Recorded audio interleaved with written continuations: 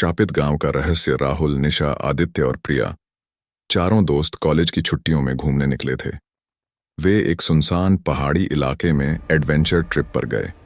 रास्ते में उनकी गाड़ी का टायर पंचर हो गया। मोबाइल नेटवर्क भी नहीं था।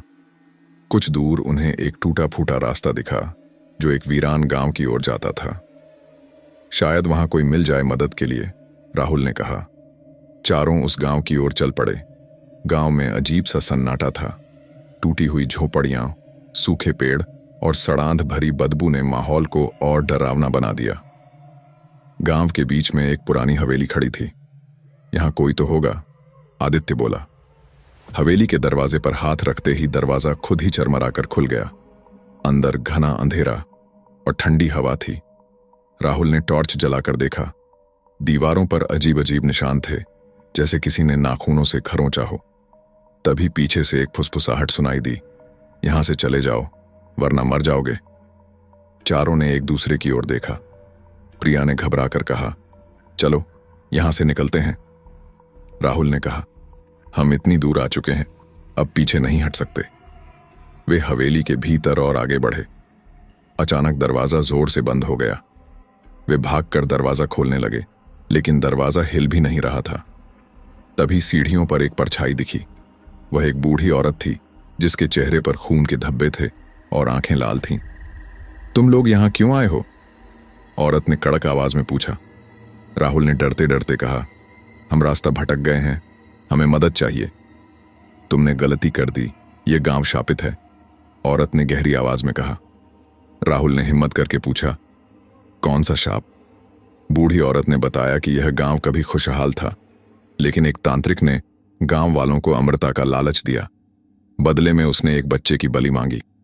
गांव वालों ने इनकार कर दिया तो तांत्रिक ने पूरे गांव को श्राप दे दिया।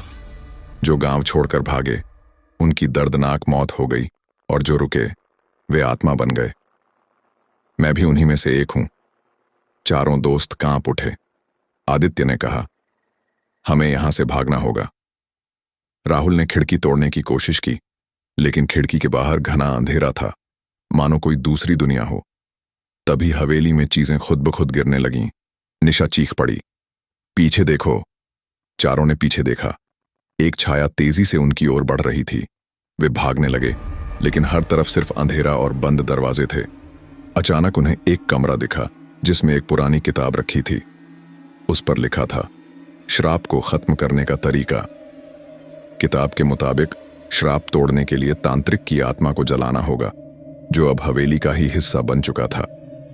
राहुल ने कहा, हमें उसे ढूंढना होगा। वे तहखाने की ओर बढ़े, जहां उन्हें तांत्रिक की जली हुई लाश मिली।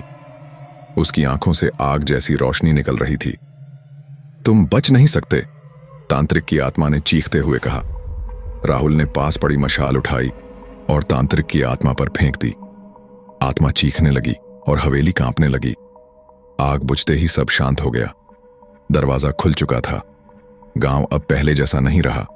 सूरज की रोशनी फैलने लगी थी। बूढ़ी औरत मुस्कुराते हुए सामने आई। तुमने हमें मुक्त कर दिया, अब यह गांव श्राप मुक्त है। चारों दोस्त गांव से बाहर आ गए। लेकिन कहते हैं, उस गांव की हवेली के खंडहरों से आज भी आधी रात को धीमी फुसफुसाहटें सुनाई देती हैं। यहां से चले जाओ वरना मर जाओगे।